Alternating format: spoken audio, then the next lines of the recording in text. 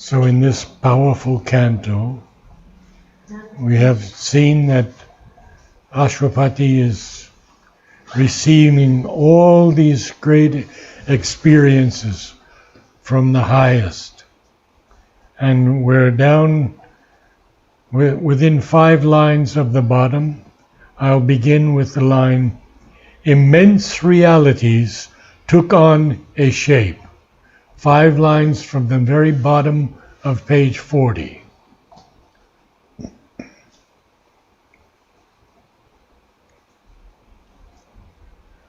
So we see from this line, which ends with a colon, because Sri Aurobindo wants to share much more with us, that these immense realities, which we don't usually see because they are in the formless, in the transcendent, and now they have come down into Ashwapati, whom we know as Sri Aurobindo, and they've taken a shape. And they're looked out from the shadow of the unknown, the bodiless namelessness that saw God born. Now that's a little bit of a difficult line, but it's, if we understand that God is being born into the human form, then it's very clear. God is not being born as we are born, because he has chosen through the mother to create this earth and to create all the stars and galaxies, constellations. Sri Aurobindo tells us it's to see himself in this million or billion-bodied now existence, and to experience himself in so many ways other than the transcendent, immutable, imperishable. So we're seeing that now. And so he's attempting to gain from the mortal's mind and soul a deathless body and a divine name. Oh, so beautiful. And that's how the canto, now we go into the next one, 41. Now we're in a very, very high plane, and we get the first line, the immobile lips, the great surreal wings, the visage masked by superconscious sleep, the eyes with their closed lids that see all things, appeared of the architect who builds in trance. Now, this architect who builds in trance, we find in some of Sri Aurobindo's works, is known as Hiranyagarbha. He's the architect.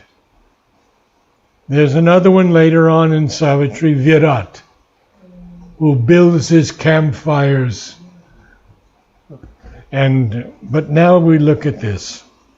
So the great surreal wings gives us this idea of this movement of this being. Immobile is unable to move, fixed.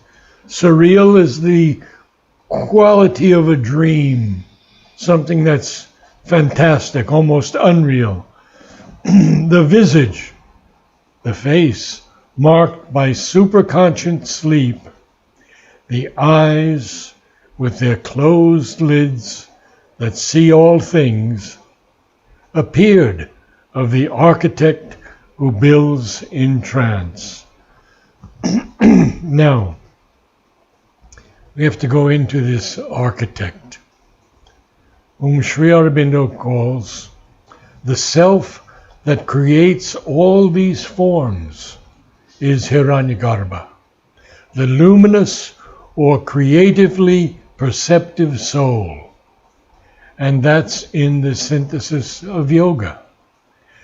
Now, in the future poetry, he tells us that Hiranyagarbha is the luminous mind of dreams, looking through gross forms created by Virat, those forms to see his own images behind them.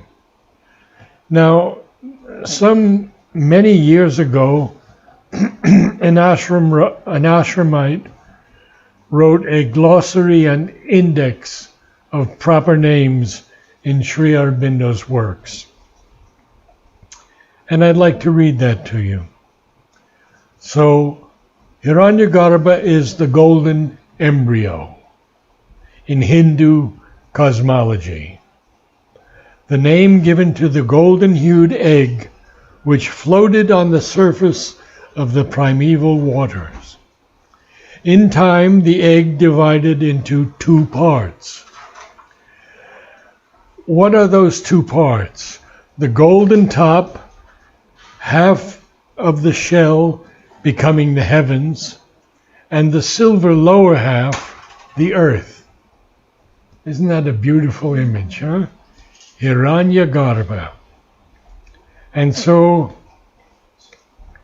he says God imaginative and therefore creative, the spirit in the middle of the dream state, the Lord of dream life, who takes from the ocean of subconsciously intelligent spiritual being the conscious psychic forces which he materializes or encases in various forms of gross living matter. So we see that this Hiranyagarbha, this architect who builds in trance, notice in trance, huh? We have first of all the visage. Do you have the page? It's 41 now at the top. The line is the immobile lips, the great surreal wings. That's the bottom of 40. You know, it's almost beyond our understanding to see these beings, especially Hiranyagarbha and Virat. For me, the visage masked by superconscious sleep,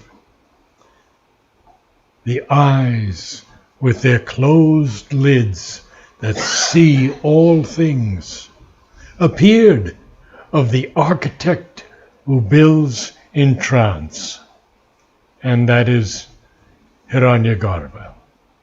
Now we continue on. The original desire, born in the void,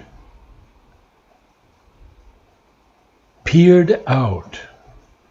He saw the hope that never sleeps, the feet that run behind a fleeting fate, the ineffable meaning of the endless dream.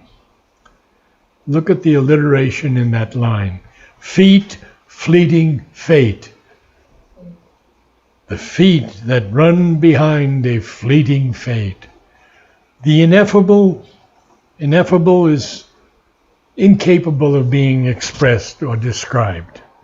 The ineffable meaning of the endless dream. So that has peered out, and Ashwapati sees the hope that never sleeps. And I have to go back a little bit and speak about this original desire born in the void.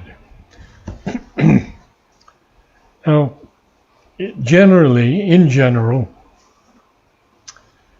Sri Aurobindo writes in one of his letters on yoga, desires come from outside, enter the subconscious vital, and rise to the surface. It is only when they rise to the surface and the mind becomes aware of them that we become conscious of the desire.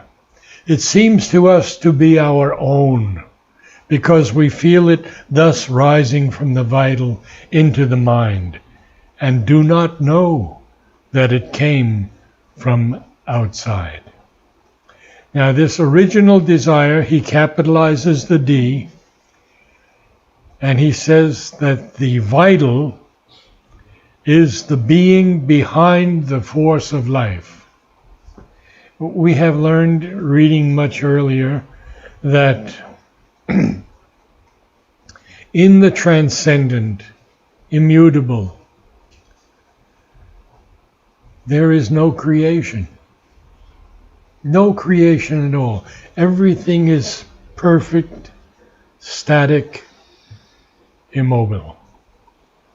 How does creation occur? Out of the formless, the divine creates form. And that's these billions of people, all of different sizes and shapes and inner progress, etc. And therefore, he calls it in the life divine the lever by which the divine life principle effects its end of self-affirmation in the universe. So now we see that when he capitalizes desire, it's not the desire that comes to us. It's, well, I'll tell you, I think it was my first meeting with Sri Aurobindo. And he asked me to sit next to him. And the first thing he says to me, very humorously, "What a lucky fellow you are to be able to realize all your desires." And I knew then that it was aspirations, not regular desires, that my aspirations could be realized. Well, I got a long way to go yet, but I'm still working on it now. So we see this ineffable meaning of the endless stream. Hardly for a moment glimpsed, viewless to mind, because the mind is incapable of seeing this. We can talk about it, we can read about it, we can feel something within us, but the mind is... Well, let me read a letter from Sri Aurobindo because it's so important. He writes, "The mind, in the ordinary use of the word, covers indiscriminately the whole consciousness, for man is a mental being and mentalizes everything.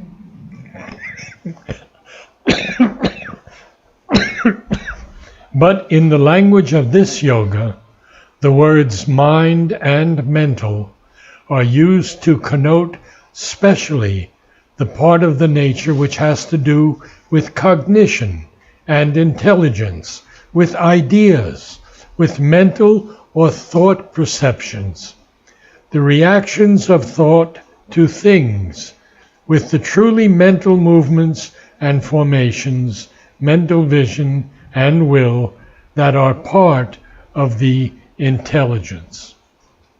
So mind is a consciousness, essentially, that measures, that limits, and analyzes and synthesizes, but it is not what we want. The moment we enter into the spiritual planes of existence, the first realization we have is the higher mind. So we have leapt from the physical mind into the higher mind. And the higher mind has a very wide vision also, sees things as we cannot see them with the physical mind. And so it's just the beginning of the spiritual planes of consciousness.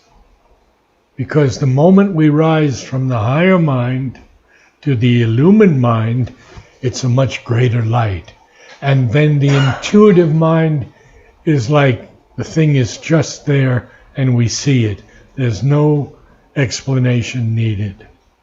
And then of course comes the overmind and finally the supermind. So we continue. As if a torch held by a power of God, the radiant world of the everlasting truth glimmered like a faint star bordering the night, above the golden overmind's shimmering ridge. Now we see how far Ashwapati has gone. Huh?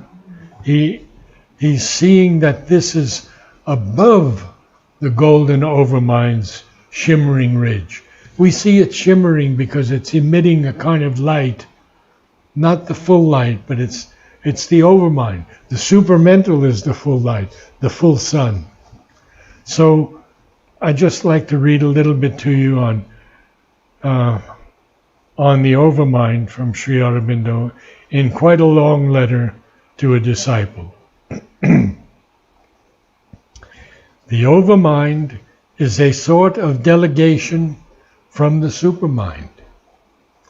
This is a metaphor only, he writes, which supports the present evolutionary universe in which we live here in matter.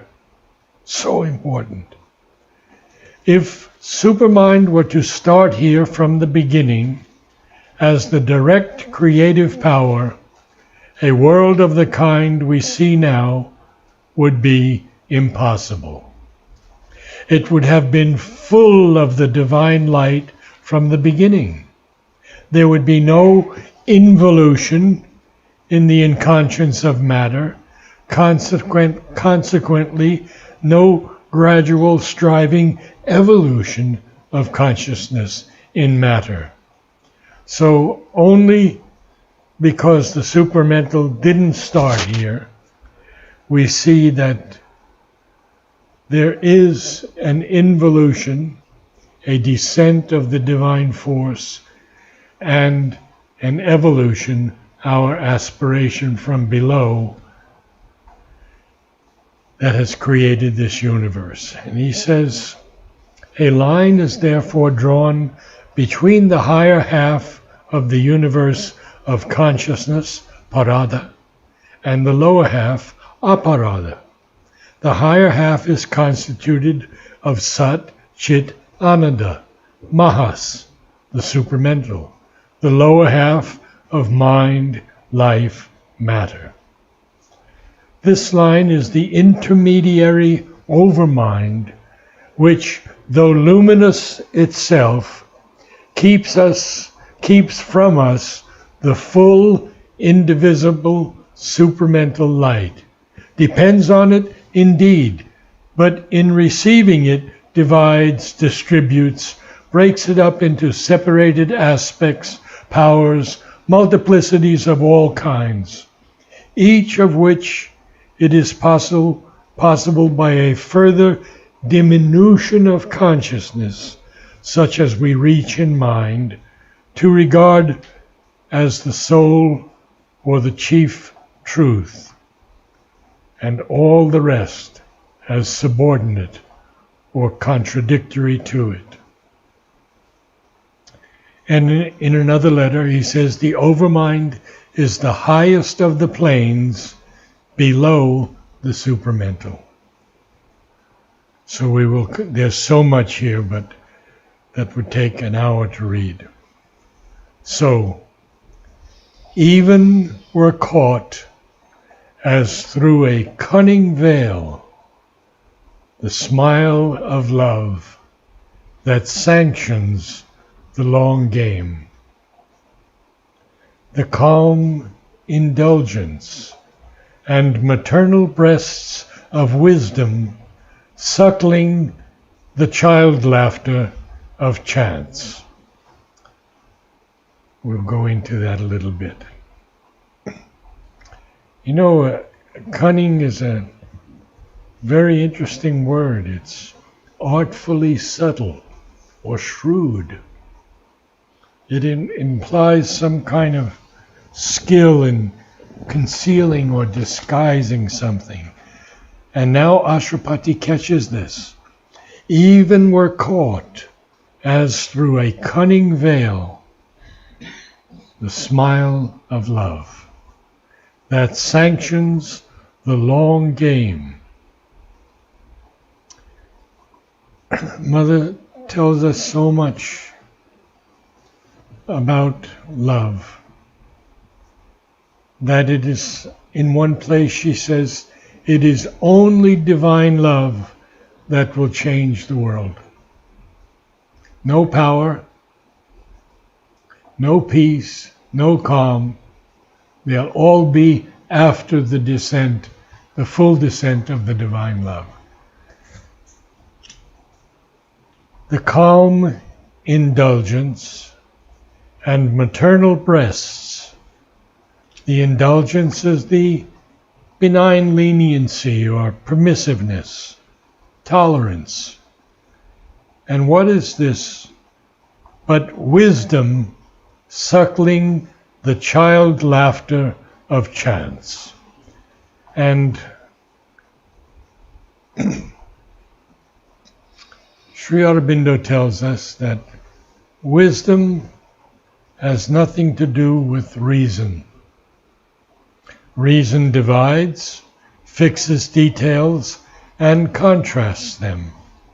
Wisdom unifies, marries contrasts in a single harmony. This is in his essays, Divine and Human. And Mother tells us, wisdom cannot be acquired except through union with the divine consciousness.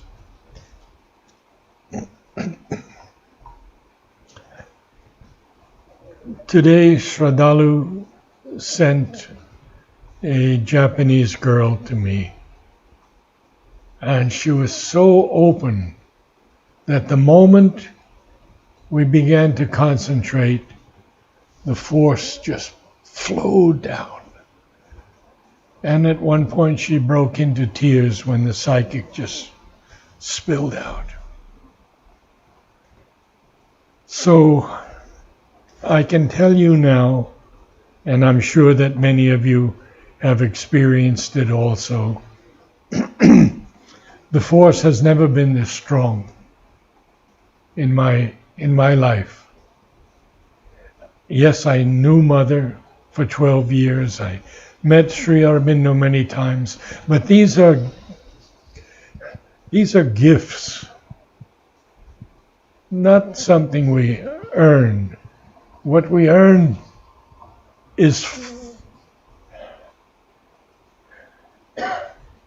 the descent of peace, aspiration, devotion, joyous surrender. And this is the first Japanese person I've met in Oroville or in the ashram, other than Amrit, who was American Japanese.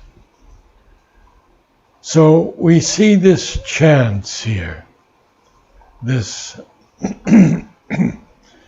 wisdom suckling the child laughter of chance, because there is no chance.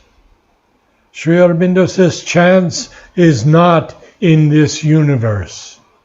The idea of illusion is itself an illusion. And then he tells us very importantly, there was never illusion yet in the human mind that was not the concealing shape and disfigurement of a truth. Wow. What we call chance is a play of the possibilities of the infinite.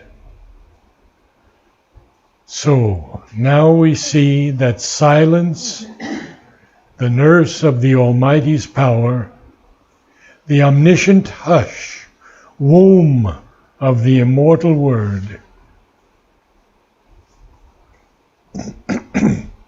and the creative eye of eternity. We'll have to look a little bit about this. And of the timeless, the still brooding face. Did I miss it? Yeah. Okay. Of wisdom. Where does it occur? Before silence, the nurse? After the omniscient hush, Okay. name of the immortal Word. Yeah, that's probably This where. line. And the timeless, the still brooding face. This is, of course, the divine presence, the Ishvara, at the very highest. Timeless. No time exists for the divine. It exists for us because we are creatures of time. But not when we enter these planes of consciousness, we will also feel timelessness. An interesting comment from Mother about the yoga.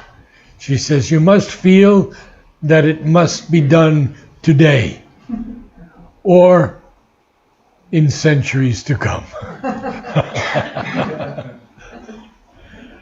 And the timeless, the still brooding face. Could you comment on the brooding face? Pardon? Could you comment on the brooding face? Why is Well, brooding in this sense is, we could say, like the hen and the eggs. The hen sits on the eggs so quietly, keeps them warm until they hatch. And this is the still brooding face over all of us. But it's timeless also. There's no time to it. It's always there for us. Please excuse my voice. Been a bit of a rough time. And the creative eye of eternity. Eternity, of course, Sri Aurobindo wants us to know that the timeless spirit is not necessarily a blank. It may hold all in itself, but in essence, without reference to time or form or relation or circumstance, perhaps in an eternal unity. Eternity is the common term between time and the timeless spirit. What is in the timeless, unmanifested, implied, essential, appears in time, in movement, or at least in design and relation, in result and circumstance. These two, then, are the same eternity, or the same eternal in a double status. They are a twofold status of being and consciousness. One, an eternity of immobile status. The other, an eternity of motion in status. And that's from the Life Divine. Okay, now we have these next lines. I'll just read this one section and then we'll break. The inspiring goddess entered a mortal's breast. Now, this is Sri Aurobindo, as I say, in the persona of Ashwapati, made there her study of divining thought. Now, divining is an interesting word. Basically, he's used it here as an adjective. But it pertains to the Supreme Being. So it's, we could say, relating or emanating from or being the expression of the Supreme Being. And so we can understand divining by perceiving by intuition or insight? Oh, I divined something the other day. You see, we would use that when we speak of something that we've found out that was of supreme importance. Made there her study of divining thought and sanctuary of prophetic speech.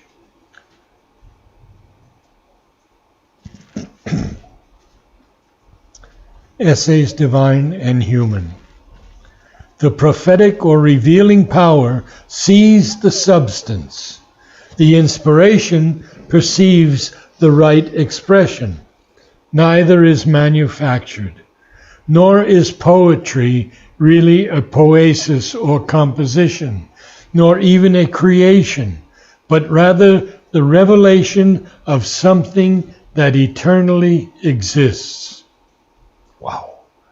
The ancients knew this truth and used the same word for poet and prophet, creator and seer, sophos, vates, kavi,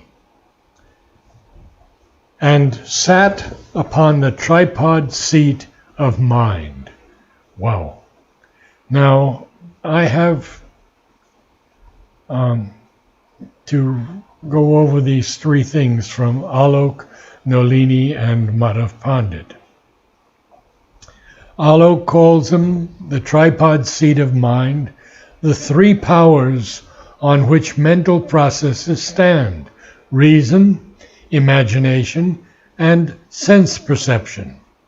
Nolini, very short as always, refers to the three elements or stages of mind, which Alok mentioned. Madhav, the mind is pictured in terms of a seat with three legs: the physical mind, sense mentality; vital mind, desire mind, dynamic mentality; reason, thought mentality. The normal human mind has these three layers. All was made wide above, all lit below. And I'm going to save that. The last one was Madhav Pandit? Yes. The last one was Madhav Yeah. Pandit. I'm going to save this next extraordinary line for next week, because we've exceeded a little bit of our time. If we can concentrate for a few moments, and we'll do Om after that. Om.